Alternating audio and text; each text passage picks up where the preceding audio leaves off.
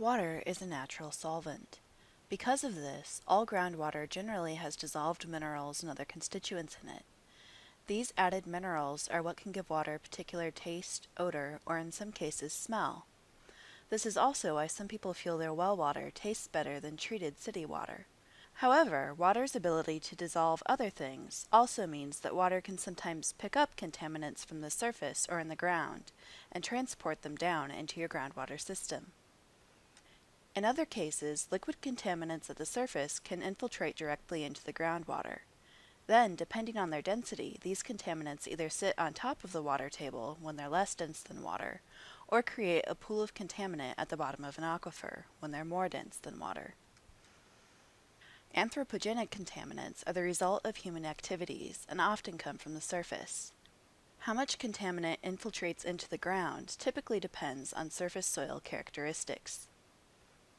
Because the ease with which water can move through geologic material above the aquifer is based on permeability, sandier, more permeable soil will allow more water to infiltrate into the ground, increasing the chances of surface contamination. Lower permeability soils, like clays and silts, usually have more runoff and less infiltration. That said, dumping waste allows contaminants to infiltrate over time. So whether slowly or not, improperly dumped waste will eventually contaminate a groundwater system. This is why it's always important to dispose of waste materials properly. If you aren't sure how to safely dispose of something that could become a groundwater contaminant, call the manufacturer or your local health department for advice.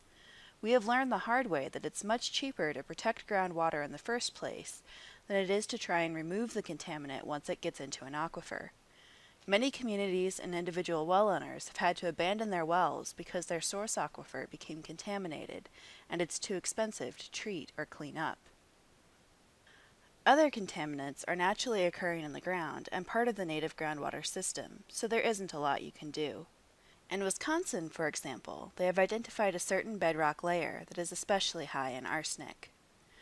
Arsenic is common throughout the U.S. because it's the 7th most common element in the Earth's crust. Now Wisconsin requires new wells to be sealed from that geologic unit. In cases like this, the contaminant is just there. The only solutions are to treat the water, if feasible, or not use the aquifer. Many naturally occurring contaminants represent a nuisance rather than a health risk. Iron, chloride, sulfur, manganese, and hardness are all examples. But some have health risks too, including arsenic, barium, chromium, nitrate, selenium, radium, and uranium. For more details on these and other naturally occurring contaminants, contact your local health department, cooperative extension, or state water resources agency. They will be able to tell you which, if any, of these contaminants are prevalent in your area. An excellent description of groundwater contamination can also be found in the Groundwater Contamination Bulletin available from the New York State Water Resources Institute and Cornell Cooperative Extension. It is also listed under the Resources tab at privatewellclass.org. The Private Well Class is a collaboration between the Rural Community Assistance Partnership and the University of Illinois through the Illinois State Water Survey and the Illinois Water Resource Center, and funded by the United States Environmental Protection Agency.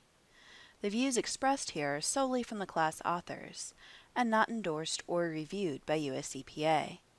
For more information on private wells, sign up for our free 10-week email course at www.privatewellclass.org.